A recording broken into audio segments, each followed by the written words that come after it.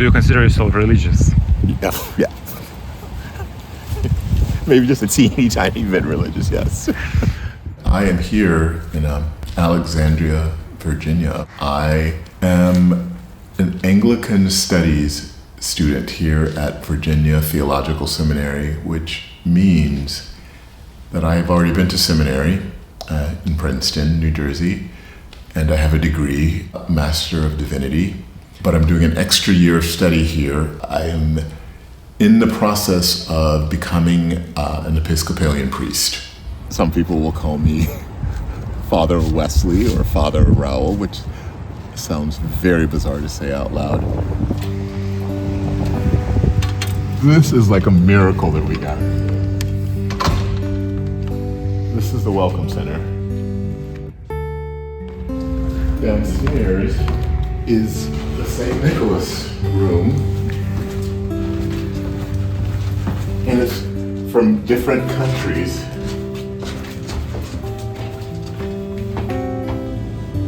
Nicholas in Ukraine, San Nicola in Italy.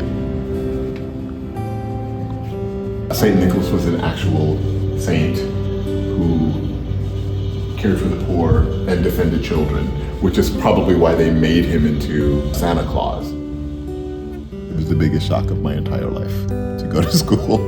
My first thought was, when it came across my mind, maybe you should apply. And I thought, absolutely not. And I figured, especially at Princeton, I wouldn't get in. I hadn't been in school in decades. I'm like, there's no way they're gonna let me in. And they let me in. And then I had the decision to make. When I pray, and I'm almost scared of this prayer because it always happens, is that I ask God to make it obvious. Because given, my brain will go all over the place, but if I ask for things to be made obvious, and they are, I'm like, oh. I was like, of course you're going. What age was it when you applied? 58. And what was your career before that? I was a classical musician, a singer for many years, and I worked a lot of retail and sales.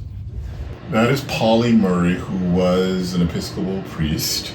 She didn't become a priest until she was like 67. She was a huge civil rights lawyer. She made this deal with her grandmother who raised her. She didn't want to be called Pauline because Pauline was her name. She wanted to be called Paul. She felt more comfortable as Paul, wore boy clothes. And her grandmother was like, well, let's call you Polly. So they had an agreement. So she never called herself trans, but they found some of her letters that said, she wrote to these doctors in New York saying, asking about surgeries, asking about pills that could make her more masculine. Jesus tells us there was a man who had 2 sons. This is how the story begins. Not just with the younger son, the so-called prodigal, not just with the elder son, but with a father and 2 children. This is not merely a story of one lost soul, but of a whole family, a whole community, a whole world in need of grace. And for me, at the heart of it all is the phrase, he came to himself. We were required to go to church. I grew up in the church. My grandfather was a pastor. But when I was around 11 or 12, that's when I started asking questions. I would ask questions like, the Bible, people would tell me that the Bible said that people who did not believe in Jesus were going to hell. And I thought, well, what about my Jewish friend, Zach? And I remember asking someone, what about Gandhi? Gandhi was not a Christian. And so people said, yes, that means that Gandhi is in hell. And I'm like, I don't understand it. And if that's what that is, I don't believe it. I believed in God, but I didn't believe that the people who believed in God had my best interest in mind. They were anti-queer. And so I needed to leave the church for a long time because I was like, oh no, this is not the God that I experienced. I was not going to go where I had to hide any part of myself. It was non-negotiable for me. So like a lot of queer people, I developed my own spiritual practices and my own community that wasn't the church. Why did you want to become a priest? Part of it is that I didn't see enough people who look and love like me. I think it's important to see yourself. I mean, as a Black queer man. Queer people have an inherent spirituality, maybe by virtue of our queerness, and I think the church has done a disservice to us for so long. And if some queer kid who doesn't maybe know they're even queer yet, and they're 11 years old and they're sitting in church and they see and hear me, maybe in that moment they'll actually feel okay about who they are. And this doesn't even have to be specifically queer. Anyone who feels like somehow they don't fit in or they're out of the margins, that if they can see a version of that, oh, maybe this is actually okay, then, I feel very called to that kind of, I guess you could call it a ministry. The younger son had wandered far from home. He had demanded what was his before its time, spent it all in loose living, and found himself in a famine, physically, emotionally, and spiritually. He was starving, but his true hunger was not for food. His way of life was no longer working. And then, as Luke's gospel tells us, he came to himself. Church changed. I watched the church change. I still didn't want to be a part of it, but I also realized that part of my calling was to change the church, and part of my calling was to be changed by the church. My grandfather was a pastor. My mom played piano for the church, so I have this memory of being really small, like 3 years old, 4 years old, and my mom would be playing, and I would kind of sit at her feet where the piano bench was, and I would lean against the soundboard of the piano so I could feel the vibration of the piano within my body. And that's like a really strong memory I have as a kid.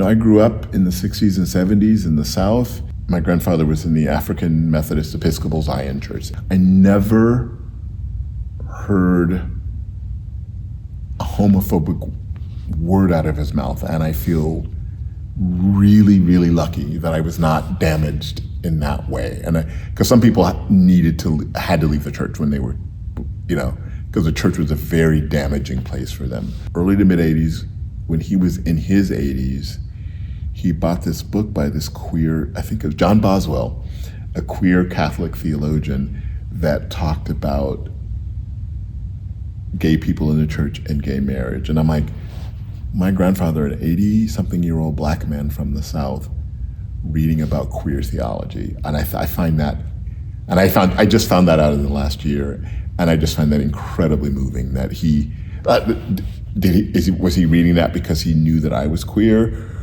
But, the fact that he was so intellectually curious and so open made it possible for me to come back to the church. My freshman year in college, a long time ago, was the first time I had ever lived away from home. It was the first time I owned my own car. It was the first time I had my own bank account. I was a kid from a proud lower middle class family at a university full of wealthy kids from powerful families. So I had imposter syndrome, and I felt less than. So I made up elaborate stories, changing the details of my family of origin, making my father a decorated military colonel, and my mother a professor with a PhD. And to make my deception more believable, I lived an extravagant lifestyle, racking up thousands of dollars in credit card debt and doing fabulous things with my new fabulous rich college friends. The entire enterprise was a house of cards that was destined to come crashing down, and it did. And it wasn't pretty. And so I came to myself and fessed up. And I had to be bailed out of financial debt by my grandparents, who somehow found a way to clean up the mess I had made. When I came home for the summer, broken and humiliated, I walked into my grandmother's kitchen waiting for the inevitable lecture and punishment and shame. Instead, I walked into the smell of collard greens cooking and catfish frying and iced tea brewing. And there was laughter and music and love and forgiveness. I was with one of the associate priests and we visited this. It was not long after my mom died. And we went to visit this woman in the hospital who was around my mom's age. She's a black woman. And she was very smart, but she was also very frail.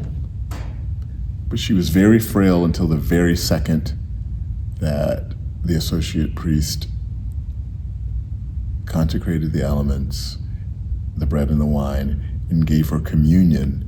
And I watched this woman come alive. I watched her energy change. I watched everything about her change in that moment. And I thought, yeah, that's what I want to do. My grandfather's favorite song, and he would just sometimes just sing it at home. It's just really simple. And he was like, I will trust in the Lord. I will trust in the Lord. I will trust in the Lord till I die. I will trust in the Lord. I will trust in the Lord. I will trust in the Lord till I die.